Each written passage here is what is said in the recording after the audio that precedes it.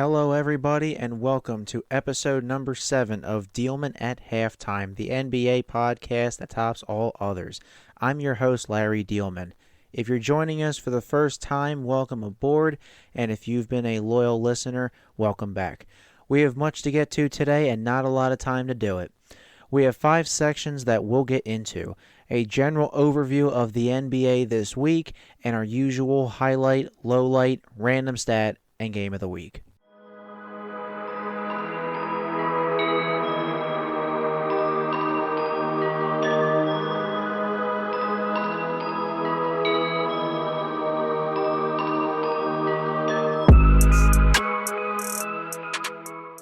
Talk about throwing money at things. Dallas Mavericks owner Mark Cuban made headlines last Tuesday.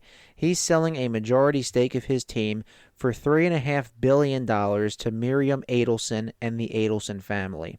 Miriam's late husband Sheldon founded Las Vegas Sands, a casino and resort company with headquarters in Paradise, Nevada.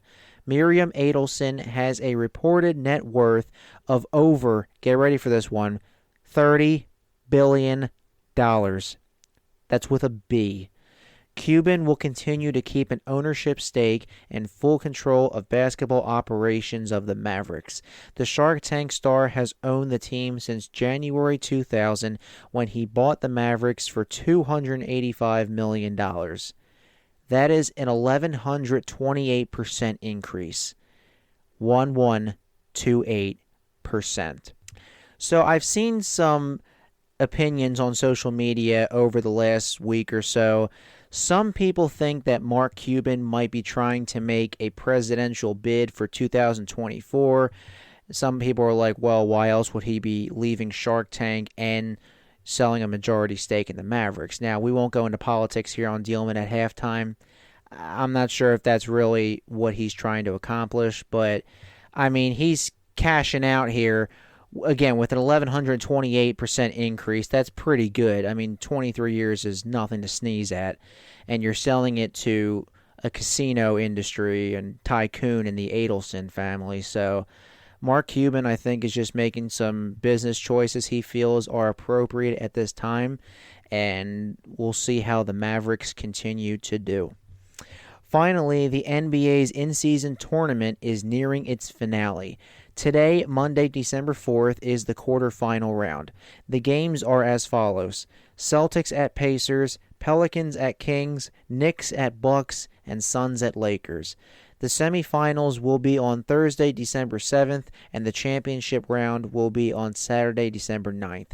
Since there were 22 teams that failed to reach this point, they had 2 extra games added to their schedule during this time to make sure everyone plays 82 games. An additional game will be added following the quarterfinals round for the losers to complete their 82-game cycle as well. This episode is entitled Unchartered Waters.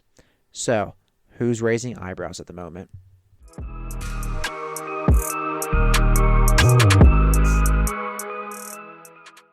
Let's go to our highlight, the Denver Nuggets. It's as if the Denver Nuggets picked up right where they left off. Denver is 14-7, roughly a quarter of the way through the season, and they are third in the Western Conference.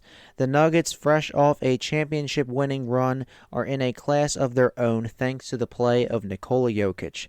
The two-time MVP is nearly averaging 29 points, 13 rebounds, and 10 assists per game. So basically a triple-double. Remember that Jokic is a center, and he's been averaging 15 assists per game in the Nuggets' last 3 contests. Jamal Murray is another weapon for Denver, but he's been in and out of the lineup with injuries. Forwards Michael Porter Jr. and Aaron Gordon are solid shooters, and we all know what effect Christian Braun had as a rookie last year off the bench. And going back to Porter and Gordon, I'm just very impressed that the Orlando Magic gave up Gordon a few years ago for scraps.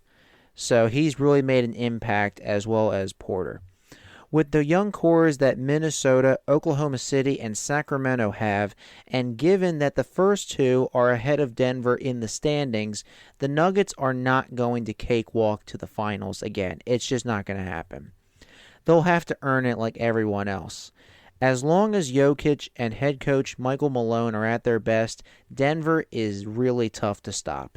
The Nuggets' next game is on Wednesday, December 6th at 10 o'clock, and they will be in Los Angeles to face the Clippers.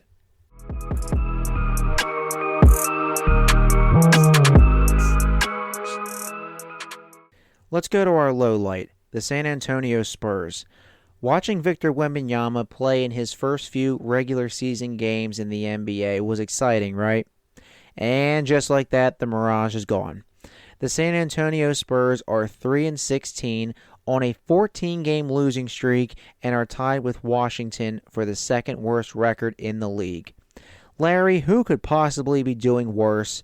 And that would be the Detroit Pistons, and they are sporting a 17-game losing streak. So far, Wembanyama is averaging about 19 points, 10 rebounds, 1 steal, and 2.7 blocks per game in his rookie year. Those numbers were expected, give or take. But the Spurs have a nice core around their French rookie, Devin Vassell, Jeremy Sohan, and Keldon Johnson. Johnson and Vassell give San Antonio about 35 combined points per night.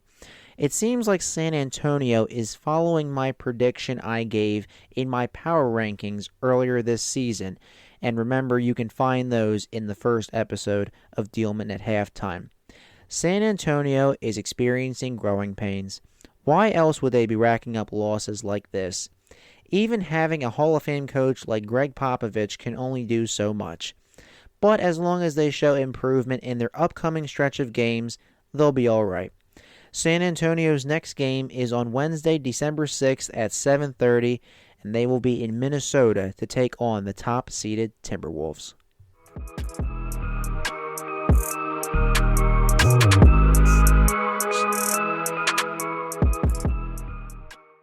Let's go to our random stat, and oh boy, do I have a random stat for you.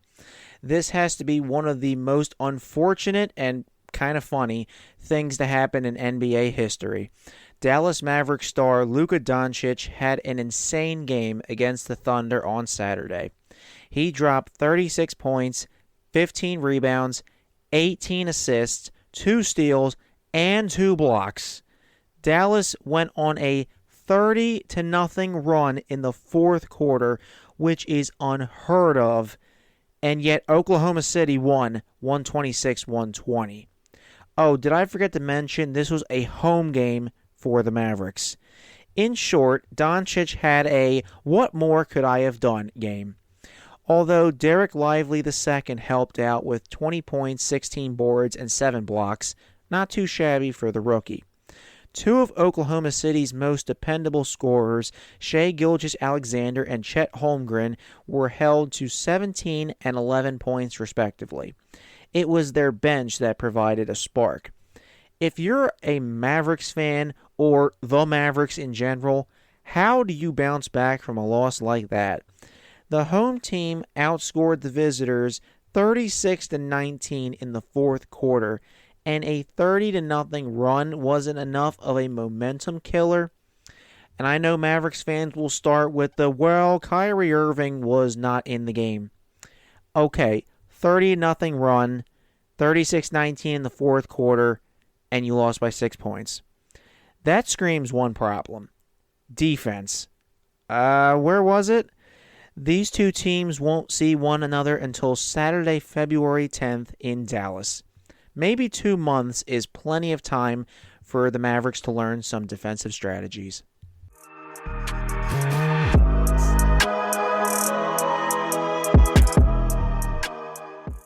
To wrap things up, let's go to Game of the Week. For this week's Game of the Week, I'm going to choose a game that will happen this week, but we don't know who will be involved in the matchup. The NBA In-Season Tournament Championship. This will occur on Friday, December 9th at 8:30 in Las Vegas at T-Mobile Arena. We already discussed the 8 teams that qualified in the opener. The LA Lakers, Phoenix, Sacramento, New Orleans, Milwaukee, New York, Indiana, and Boston. For my bracket, let's start with the West. I'll take the Suns and Kings over the Lakers and Pelicans respectively. I'll put the Suns in the championship round. Meanwhile, in the East, I'm going to do the Bucks and Celtics over the Knicks and Pacers, respectively. Boston is my pick to represent the East. So that leaves us with the Celtics and Suns in the championship game on Friday. In that game, I'm going to take the Celtics over the Suns, 114-109.